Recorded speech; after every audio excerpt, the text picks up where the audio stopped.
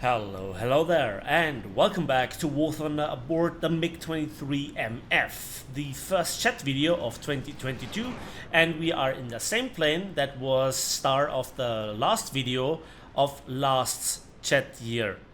Chat video of last year. England is hard, bro.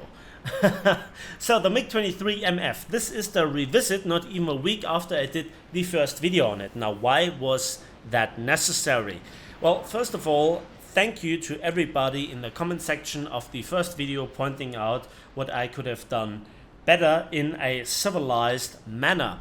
And also thank you for the overall amount of suggestions and in general agreeing on that top tier is a bit of a mess. So when I play chats, I do this very sporadic. I have always some phases where I play chats, and the last phase is quite a while ago. And when you play ships and tanks and whatever there is in War Thunder, you cannot really keep up to date with everything that is new there, and every vehicle requires a lot of time to make a video on.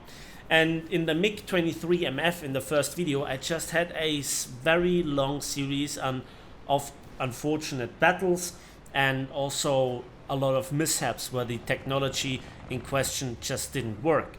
And on top of this, I also did not use the full potential of this plane. Talking about full potential, while I was enjoying the change from 21 to 22, I was at my friend's house and we checked our both gaming PCs, or my both gaming PCs.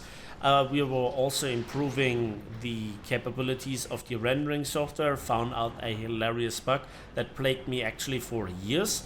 And on top of this, we played some chats, so you can see him flying in the background, my good friend Exe. And yeah, he also explained to me in detail what everything is and why certain things fail. And that was kind of in agreement with what I read in the comment section. And in the last video, I pointed out that the R-23R radar missiles are basically pointless, which is a shame because they are the first radar missiles that Germany gets access to. I then was already switching to the 6R60MKs, but they had a lot of issues with locking on and killing the enemies when they then eventually managed to hit, which was also a rather rare thing. And yeah, it was pointed out that the R60MKs are also quite weak lately, or in general their killing power, and they are plagued with certain issues. But then suggestions arrived, and amongst them was that I should use the R-23Ts, and they are also AI rockets or missiles, and I should them use together with the IRST system. And sometimes you can see me doing this in the background, and it when it works like a charm, and it gave me just a bit more flexibility. And then something strange happened with the R60MKs. In the second play session that you're seeing in the background, they were just so much more reliable than with the first one.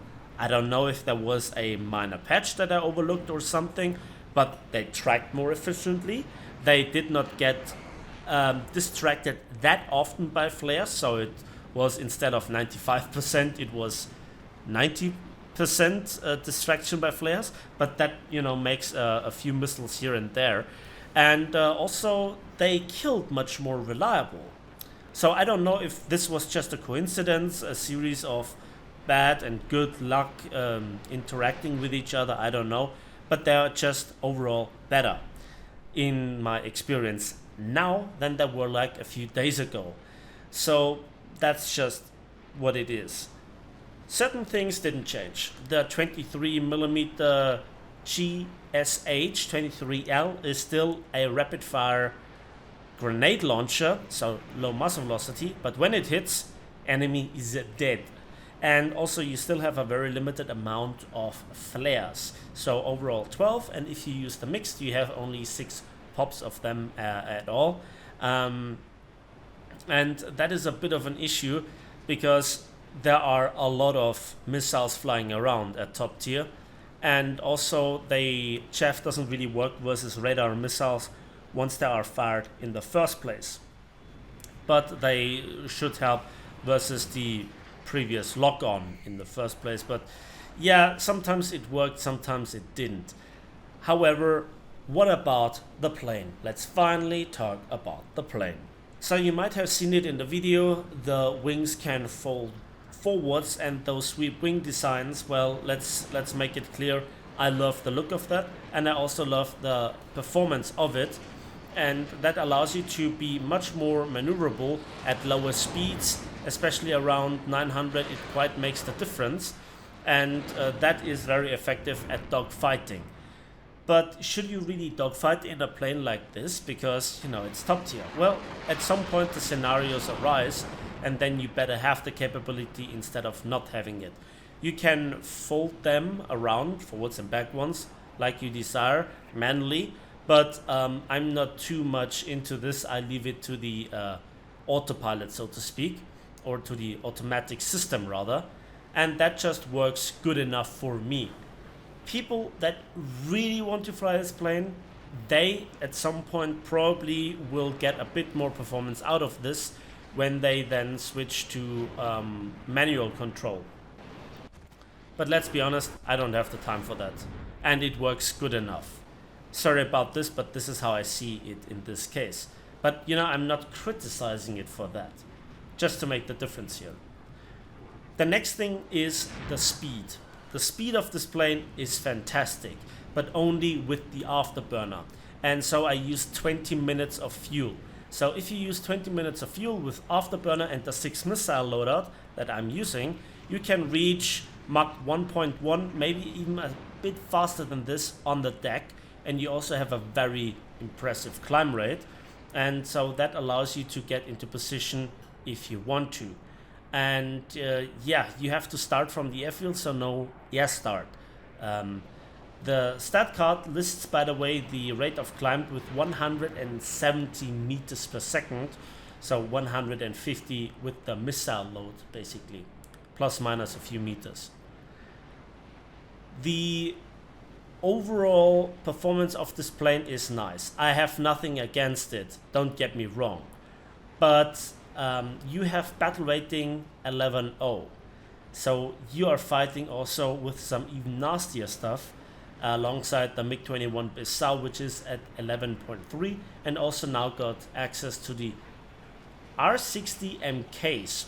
So when you're fighting against Drakens, etc., you might struggle a little bit, especially versus their much superior missile technology. You don't have the countermeasures, nor do you have the offensive capabilities in a direct fight. So that means the way that you should play this plane is first a bit defensively and definitely not too aggressive. You should stick a little bit behind your team to allow the furball to develop, to then pick off the easier targets, because you're no use to your team if you're dead. That's the simple truth. And yeah, flying here with a squad mate also helps. And apparently in this case, throwing the missile above the target, like I just did in the example, still seems to work.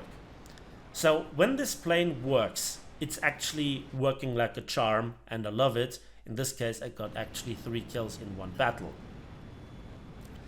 And I think with more training, with using all the technology, and doing the do's and not doing the don'ts, yeah, it gets better and better.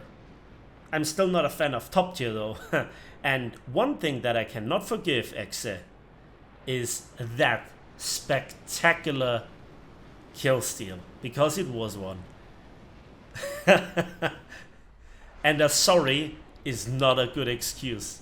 Anyway, all jokes aside, I like the plane. I like its performance, and it is definitely not a bad reward for 10 stars. And that's it for me today, so thanks for watching, thanks for listening. You can honor the effort with a like, subscribe, and hit the bell if you want to see more. And as usual, we'll see each other on the battlefields, on the waves, and in the skies of War Thunder.